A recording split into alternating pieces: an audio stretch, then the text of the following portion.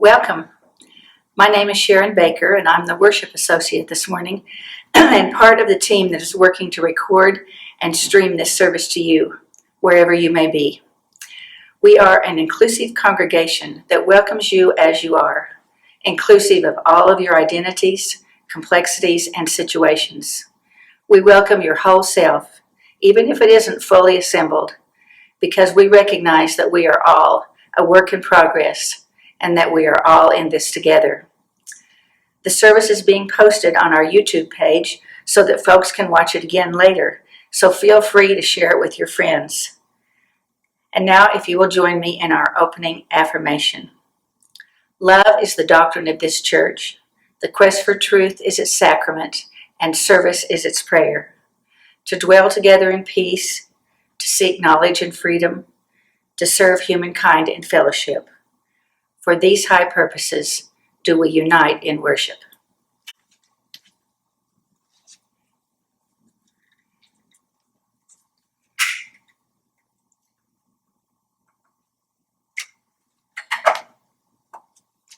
May this flame, symbol of transformation since time began, fire our curiosity, strengthen our wills, and sustain our courage as we seek what is good within and around us.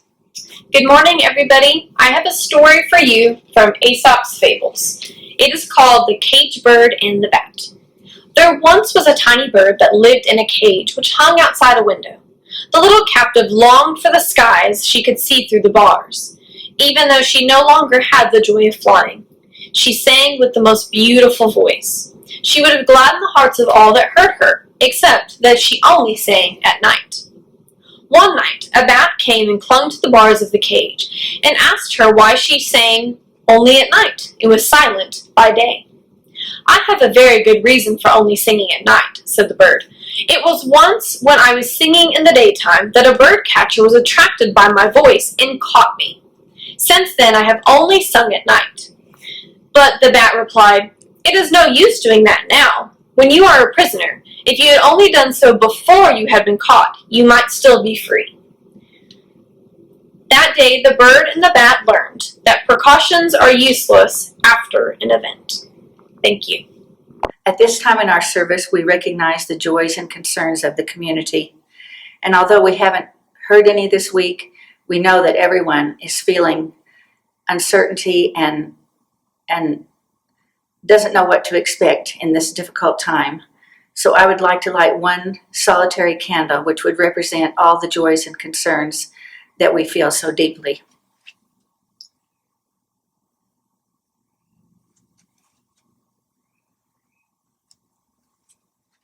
We have a new mission, and I would like for you to please join me in saying these words together. Our spiritual community lives courage, nurtures wonder, inspires justice, and includes all. And now, let us open our minds and hearts to the place of quiet, to the silent prayer for the healing of pain, and the soft, gentle coming of love. Please join me in a moment of silence.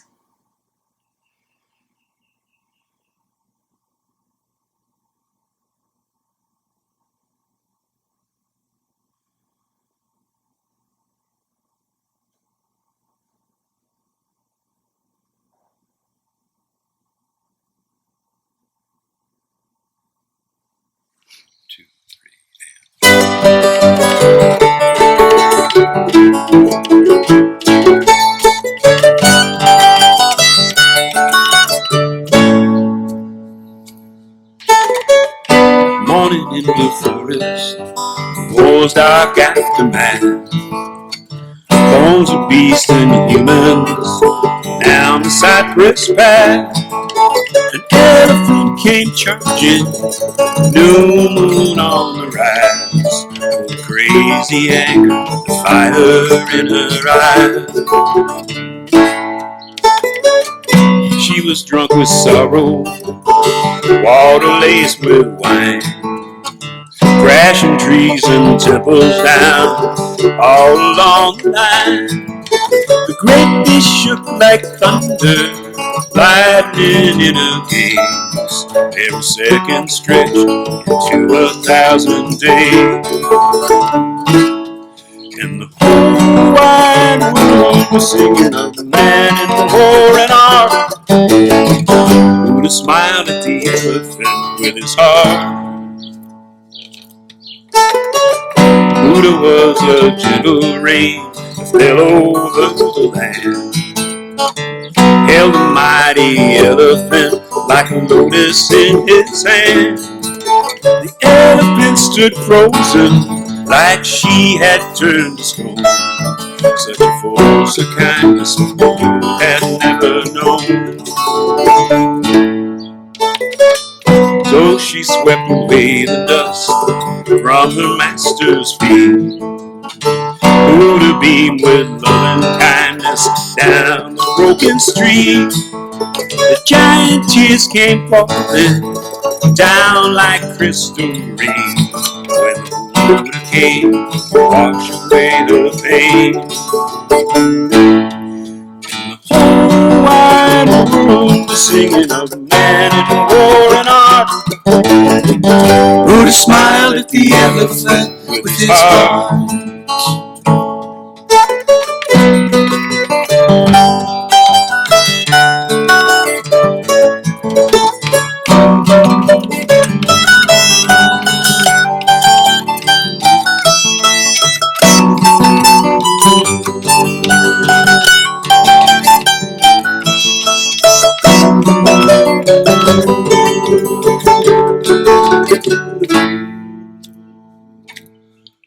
Buddha on his daily walk to take arms for the poor came to tame the elephant to love instead of war.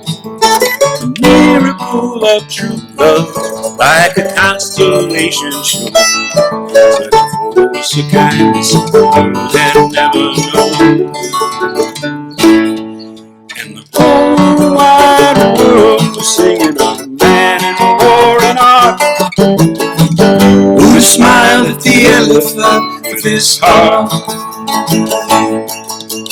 The wide world was singing of man and war and art. Buddha smiled at the elephant with his heart.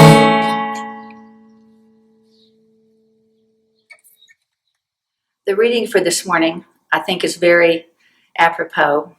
It's called Blessings on Those Staying Home. We're staying home. Love has never asked us this of us before. We're staying home. This is our gift to humanity. Let us wish each other well. For those staying home alone, I offer you this blessing. May you grow a deeper understanding of your own worth. Dear one, leaven the aloneness with gentle care, for this too shall pass. May you be blessed with a peace and serenity. May you find the courage to reach out to hear another's voice and to remember others need you too. May you be well. For those staying home together, I offer you this blessing. May you find moments of patience and grace in your relations. May you offer each other enough time apart, reassurance, and space enough to cry, to safely rage, for this too shall pass. Then let peace come again into your home. May you see one another's whole self as a gift. May you be well. And for those working from home, I offer you this blessing. May you remember to take breaks. May you find the means to relish your imperfection and the imperfection of others as evidence of our shared humanity. You are enough, even when there isn't enough. Make order in your days, and then let it go. May you be well. For those staying home with children, I offer you this blessing. May you find humor and compassion in your days. There will be learning of a different kind, deeper no doubt, unexpected for sure. May there be patience and forgiveness again and again and again, for this too shall pass. May you all remember the deep love that brought your family into being. May there be peace and understanding in your home. May you be well. May we be well. May it be so. And now we're going to hear from our speaker this morning, Tony Tackitt. Tony did not give me any introductory material, and I don't know him well enough to make up anything really good. So I will just tell you that Tony is going to talk to us about words. So my talk is titled, It's Kind of Like This. I'm going to start off with, I think, what is my favorite short story of all time. It's by Isaac Asimov, and it's called How It Happened. Here we go.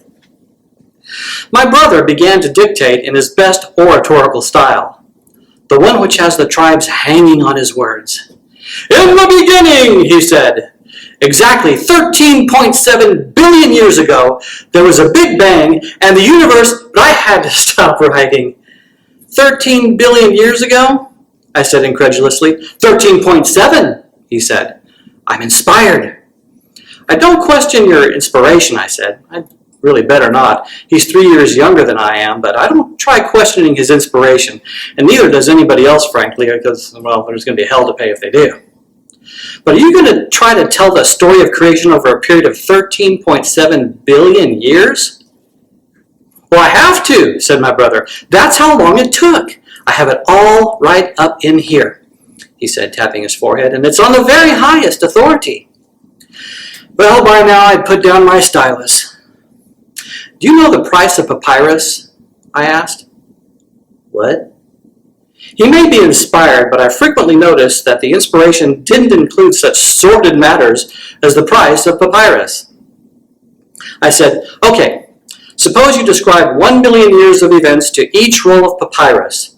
That means you'll have to fill 15,000 rolls. You'll have to talk long enough to fill them, and you know that you begin to stammer after a while. And I'll have to write enough to fill them, and my fingers are just going to fall off. And even if we could afford all the papyrus, and you have the voice, and I have the strength, who's going to copy it, huh? We've got to have a guarantee of at least 100 copies before we can publish, and without that, where are we going to get the royalties from? My brother thought a while. He said, you think I ought to cut it down? Way down, I said. Yeah, if you expect to reach the public. Oh, how about down to maybe 100 years? He said. How about 6 days? I said. He said, horrified, you can't squeeze the creation into 6 days. I said, hey, look, this is all the papyrus that I have. What do you think, huh? Oh, well, he said. And he began to dictate again. In the beginning. Does it really have to be 6 days, Aaron? I said firmly, yes, 6 days, Moses. Great story, huh? So, we're talking about words.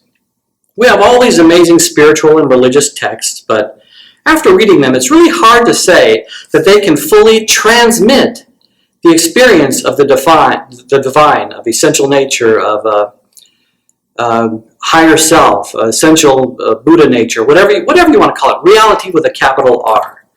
You know, if a book could be written that could somehow transmit those kinds of peak experiences, don't you think we'd all have that book by now? So why is it that words fail us so often when it comes to the spiritual self, or really in so much day-to-day self experiences as well? Well, words can be very helpful. I mean, they're really kind of essential for us to be able to kind of get along in our everyday world, but they are by their very nature limiting. So that's what I'm going to be talking about. So I'm going to be using words to talk about the limiting nature of words. Okay, irony can be pretty ironic. Okay.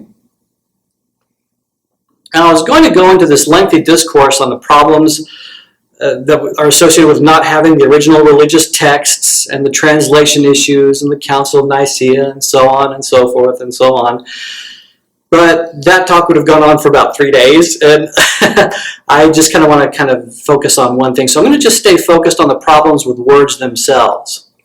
First problem, well, problem really isn't a good word. Problem isn't a good, maybe challenges is a better way to describe it. The first challenge with words is that they're dualistic by their very nature. Now, what does that mean? What is dualistic? Dualistic means it separates this from that. Like, for instance, if I say chair, then in order for us to understand what is meant by chair, we conjure up or create not chair. And that contrast helps us understand what is meant by chair.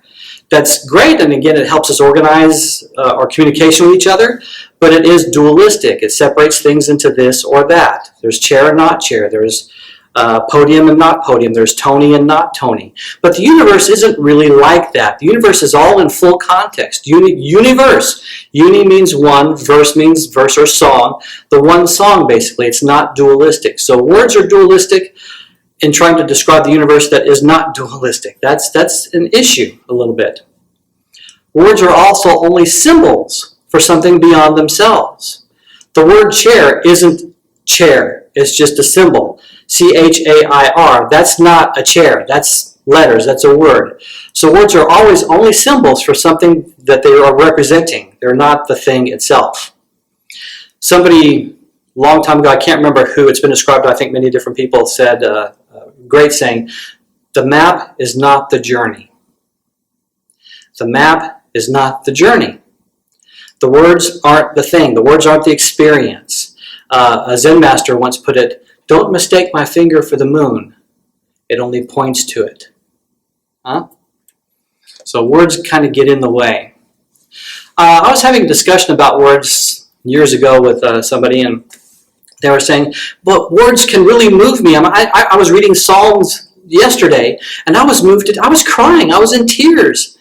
Yeah, but words can only move us insofar as how they trigger a connection with a past experience.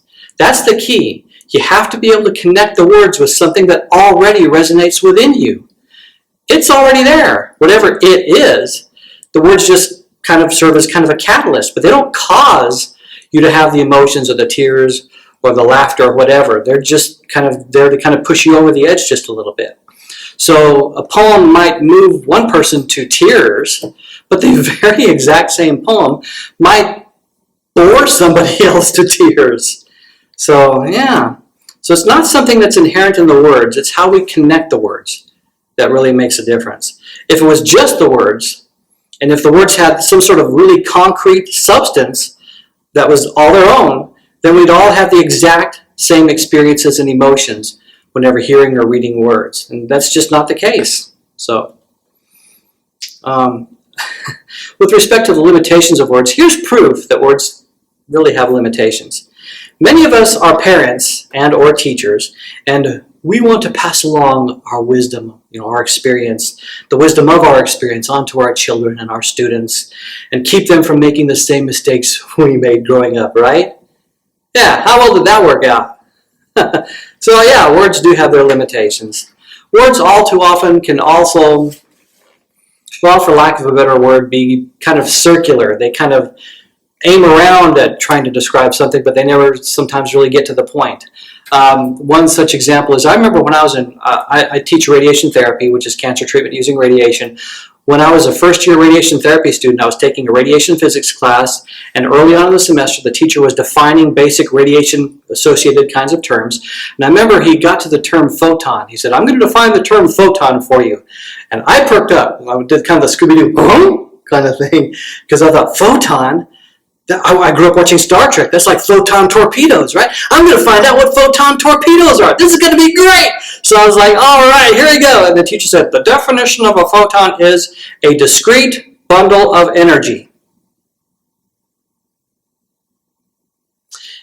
Right. That didn't really tell me much of anything. I mean, I know discrete means kind of a compact and distinct bundle of energy. That's pretty vague. I've got a 6-month-old puppy dog. She's a discrete bundle of energy. You think I should have named her Photon? I mean, that just didn't really help me. I was so disappointed. I was crushed. I felt kind of like that kid in the movie A Christmas Story. When if you know the movie A Christmas Story, he got the little orphan Annie magic decoder ring kind of thing, and he was decoding his first important message that was broadcast over the radio, and he was like, all right, I'm part of the in group, now this is cool. And when he decodes the message, it says, be sure to drink your Ovaltine. And he's kind of like, it's a damn commercial.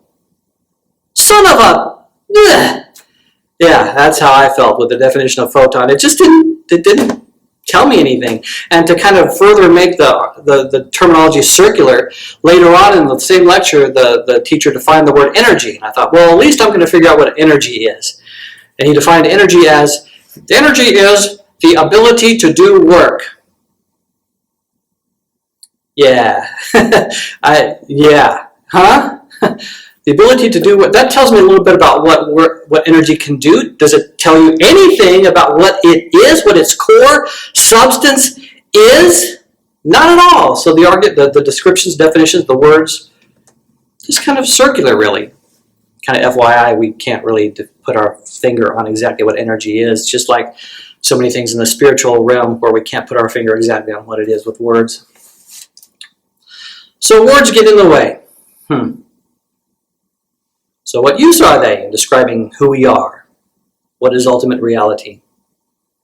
Well, words, they aren't the way. But like that finger pointing to the moon, they can point to the way. They can act kind of like the magnetic needle of a compass, where it's not, the compass isn't north. It's not necessarily going north. It's just kind of pointing that way. If you have enough good words that you can connect with, if you have enough of those compasses, and you have them scattered on different parts of the room, or maybe even different parts of the globe, then they're all pointing the same way, then that can give you kind of guidance or direction. And that can kind of ultimately maybe point the way to a kind of aha kind of moment or experience, or enlightenment kind of experience, for lack of a better term, an awakening. Let me get a sip of water here real quick. The Vietnamese Zen Buddhist monk Thich Nhat Hanh has a real knack for being able to use words as compasses, pointing to ways where we can kind of understand ourselves and our role in this life a little bit easier and better. He's really, really good. He gives us words that really go beyond the initial literal meanings of the words. One of his words he describes is called interbeing, or he talks about interbeing. And interbeing is, let me describe it the way he describes it. It's kind of like seeing things more thoroughly than the ordinary view of things. Like if he's walking down a path, doing a little meditative walk, he comes across a leaf on a path. He's kind of inclined to kind of think, you're not just a leaf. You're not a leaf at all, really. You're the tree that you fell from. You're the rainwater that helped the tree grow. You're the minerals in the soil that help produce the tree and produce the leaf in the first place. You're the rays of sunlight that come and help the tree grow and prosper. If you were to talk about like a wooden kitchen table, he would say all these things about the wooden table that's being part of the tree. He would also include, this table is the people that constructed this table. It's their work, it's their lives, it's the payment that they received for doing this work. It's the food that they bought from the money that they received, and it's the food that they shared with their family. It's their families, and it's the families beyond their families. It's a whole interbeing way of looking at just something that can come across as ordinary on first glance. So Thich Nhat Hanh, he's got a nice set of compasses that can kind of show the way a little bit. Physics has come up with ways for us to more efficiently use words as well. When trying to describe the very nature of reality, which is kind of what physics does, physicists are now getting in the habit of saying, well, it's kind of like this, or it's kind of like that. Now, if you've read or heard anything about the breakthroughs in physics in the last 110 years or so, you know that physicists really, like us in trying to describe the spiritual realm, they can't use words to fully convey the ultimate physical reality, the reality of really us, who we are at our very core physical being. But they can say, well, it's kind of like this.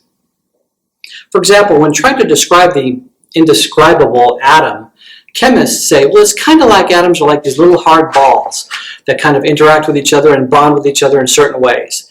So that's the way a chemist might look at atoms. A physicist might kind of say, well, it's kind of like the atoms are made up of these little bitty particles that kind of meld together to form the central core, and then these outer orbiting little pieces like that. Or a quantum physicist might say, well, it's kind of like the atoms are like waves in the way they behave at times.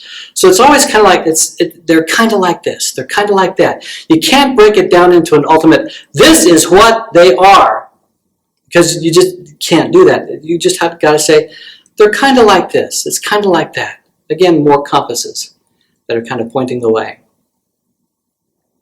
But it is kind of worth noting that these revelations, for lack of a better word, in physics can really have very spiritual impacts on the physicists and on the people that look into the physics. There's a real elegance to the language of mathematics, from what I hear, because me and math, that's okay. But at any rate, for example, the kind of the person most responsible for developing quantum physics is a physicist named Niels Bohr. And he was so intrigued by the parallels he saw between the spiritual realm and the physics realm. I'd like to do a talk on that someday. But anyway, he was so enamored by this that he actually added to his family's coat of arms. He was Danish. He added to his family's coat of arms the Taoist symbols of yin and yang. So he saw the value of that. Now, regarding words, we've also gotten into this nice little habit of using stories, analogies, metaphors, to help us to kind of navigate and describe reality. And a story with a moral or a lesson is basically words that are saying, it's kind of like this. So whenever we hear Aesop's fables, for instance, it's basically saying, well, it's kind of like this. Mystics throughout the world, the mystics in the monotheistic religions and in the Eastern traditions, they talk a lot about the connection between the self and the divine using stories and metaphors. One real common kind of analogy, really, that is used by mystics from all traditions, really, is the analogy of ocean and wave. A mystic in the Christian sense might kind of say, okay, we come from the divine, we arise from the divine, we have this discrete little life for a period of time, and then we kind of go back into the divine. And the way they would use the ocean and wave analogy is to kind of say, it's kind of like there's this ocean that is all that there is and all that there isn't. And we arise from that. We make a little wave. So we are like this little wave. And this wave has its own independent self-existence for this little brief period of time. And it can look around and kind of see the other waves and kind of, waves, sorry about that. That was terrible. I apologize for that. But anyway, the wave has its own little life, but it's always water. It's distinct and separate from the water, but it's always water. And then it kind of goes back into the water, goes back into the divine. So Christian mystics use that kind of analogy. Eastern mystics, who even talk about reincarnation, use that same kind of analogy where we're of the parts, and then we become a separate little thing, and then we go back into the parts again. So this is a nice little story, another little compass pointing the way, as it were. But reality basically has to be experienced. Reality, essentially, is beyond words. If you try to tell somebody who's never eaten a pomegranate what it's like, you can use words to kind of point the way a little bit. You can kind of say it's a fruit, it's it's sweet, but then it's also kind of bitter after a while, and it's juicy, and it's got these juices that will stain your clothes if you get them on them. But ultimately, the person that you're talking to, if they've never eaten a pomegranate, they're just going to be kind of like, oh, okay. But the only way they're really going to get it, is to bite into a pomegranate, experience it for themselves. The only way to truly know something, is to experience that something, through and through, unencumbered by the thought process, if at all possible, unfiltered by the thought process, if at all possible. Zen is, I think, particularly good at pointing towards oneself or experiencing reality on its own terms in a way that really kind of cuts to the chase. When one Zen master was asked about what he would describe as the definition of Zen, he said, the definition of Zen, when tired, sleep, when hungry, eat.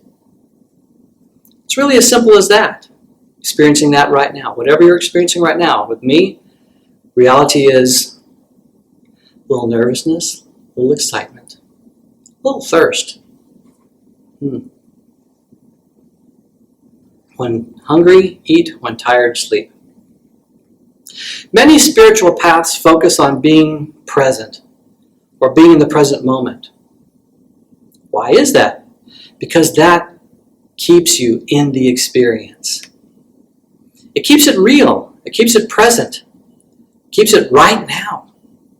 Because that's all there really is, actually, just right now. You can't show me or live in tomorrow. You can't show me yesterday. All there is just this moment. And there's lots of practices that kind of help keep you in this present moment, meditation and so on. So being present, being in the present moment, really helps you experience. In fact, when Zen master Yamada Roshi was asked to define enlightenment, he said, enlightenment is the ability to experience. These are my words adding on to it. He just said the ability to experience, but not to get bogged down by thinking about what's going on and thus kind of losing the moment. You know, how often do you kind of eat and while you're watching TV and you think about what's going on TV and then you just miss the food, really, pretty much altogether. It happens to us all the time. Yeah. So, the ability to experience. So yeah, words can help break us open. They can point the way. So it's okay to read, it's okay to indulge in words, but just keep in mind they do have their limits. And they can also be traps. And we can get so caught up in the thoughts and in these traps that we miss the present moment. The only thing that, again, is really real. There's this phenomenon, I remember there's a term, but I don't remember the term, but a phenomenon in psychology that's come up where people kind of miss out on what's going on sometimes because they're so busy getting their camera phones and stuff ready to take pictures or video that they miss the experience of what they're videoing or taking pictures of. You see kids in rock concerts and stuff taking videos of the concert and they're looking through the camera and stuff and they're missing the live event. They're kind of missing it. They're so busy trying to capture the moment and they probably won't ever look at those photos or videos really anyway again, and they miss it. So, as my photo bug wife says, take the picture, then enjoy the moment. But again, don't mistake the map for the journey. Words. So, use your words carefully, and above all, don't take mine too seriously. I'll conclude with a nice little quote from the late, great Robin Williams. Reality, what a concept. Thank you. At this time in our service, the congregation makes its financial offering. And if you have made a pledge or would like to make a contribution, you can simply mail it to our office, or you can make it online. There is a donate button on our YouTube landing page and on our website, uuamarillo.org. On the home page in the upper right-hand corner, you will find a blue donate button that will take you to a place that you can donate securely through PayPal. If you have made a financial pledge for this year, please keep up your pledge. And I would like to say that a very easy way to do this is just make it a regular monthly donation, and you don't have to worry about it. Every month it's taken out and you've satisfied your pledge. Even though we're not meeting in person, some groups are still meeting. The Nothing Much Buddhist group will continue to meet on Mondays at 7:30 p.m. using Zoom. All you have to do is check their Facebook group for more information. The UU Adult Religious Education class is still meeting at 10 a.m. using Zoom, and if you are interested in attending this class, just contact Lydia Miller. And you can also join in on our summer TED Talk series. Throughout July, Linda Cook Katz will host a weekly online gathering to watch a TED Talk and then discuss the ideas presented. And at this time, I want to thank the tech crew. I want to thank all the folks here who are helping to make this worship service happen. Thank you to John and Larry for your dedication and care. We couldn't make this happen without you.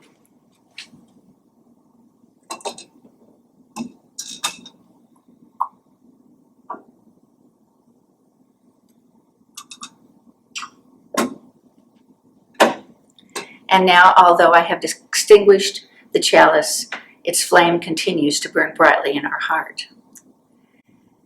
And now, we will have our closing hymn, Spirit of Life.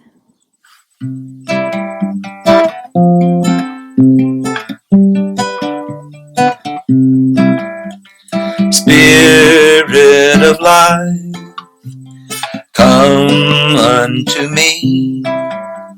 Sing in my heart all the stirrings of compassion.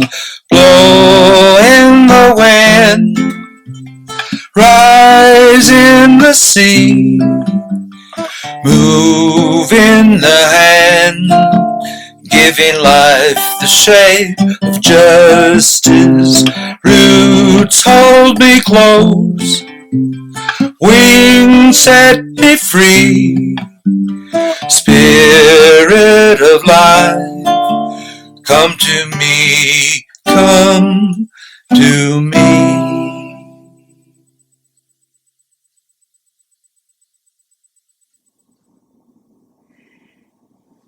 May the fellowship of this hour touch and move our lives until we come again together.